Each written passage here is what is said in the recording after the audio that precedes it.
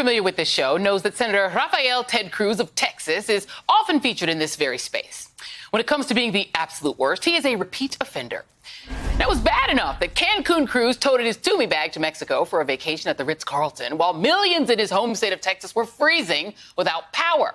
But now he's earned a new nickname, which my colleague Brian Williams coined last night, Kremlin Cruz, because now Texas's most embarrassing senator is denigrating the U.S. armed forces while applauding Russia's military. Yes, you heard that correctly. Cruz actually shared a Russian propaganda recruitment video on his Twitter account yesterday, using it to malign a recent commercial for the U.S. Army. His comment says, perhaps a woke, emasculated military is not the best idea. Tip your waiters, unless you're Ted Cruz, who probably doesn't even tip his waiters.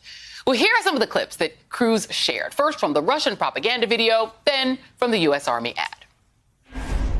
Что ты знаешь о себе? На что ты способен? Вопросы могут остаться без ответов, но разве ты сможешь знать себя? Но на самом деле, главный враг – это задача выследить врага, догнать его, превзойти, стать лучше, чем он. It begins in California, with a little girl raised by two moms. I also marched for equality.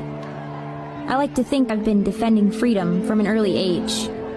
To marry my other mom. With such powerful role models, I finished high school at the top of my class. And after meeting with an Army recruiter, I found it. A way to prove my inner strength. I'm U.S. Army Corporal Emma Malone Lord, and I answered my calling. Now, while the Russian video is straight up propaganda, the U.S. Army ad tells the real-life story of an American air defense officer, Corporal Emma Malone Lord, who's stationed in South Korea.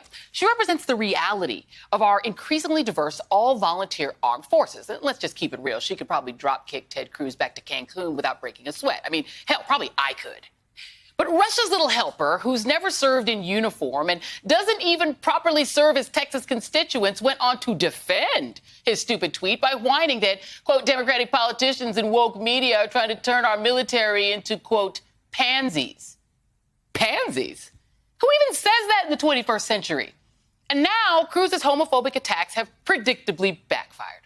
His attacks prompted Army leaders to rally behind Corporal Malone Lloyd today, with the commander of U.S. Armed Forces in Korea describing her as a superstar by any measure.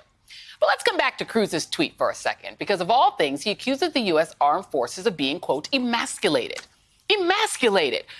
Probably not the wisest go-to for the man who Trump named Lion Ted and who kept kissing Trump's orange posterior even after Trump subjected him and his family to ritual humiliation. I mean, it must have been pretty emasculating for Cruz to embrace the guy who basically called his wife ugly compared to Melania. And it must have been pretty emasculating for Cruz to caddy for someone who accused his father of taking part in the Kennedy assassination. For most men, those indignities would be too much to bear. But not for Ted Cruz. He took it sitting down. After all of that, Cruz phone banked Republicans in Texas to get out the vote for his apparent real daddy. So he should know a thing or two about being emasculated. Oh, and did I mention that he blamed his own daughters when he was caught escaping to Cancun? That is why Ted Cruz is, once again, the absolute worst. And you know what, Ted? If you like the Russian military so much, maybe you should make your next Tumi bag trip to Mother Russia and try to join up. Oh, right. They won't take you because you're far too emasculated.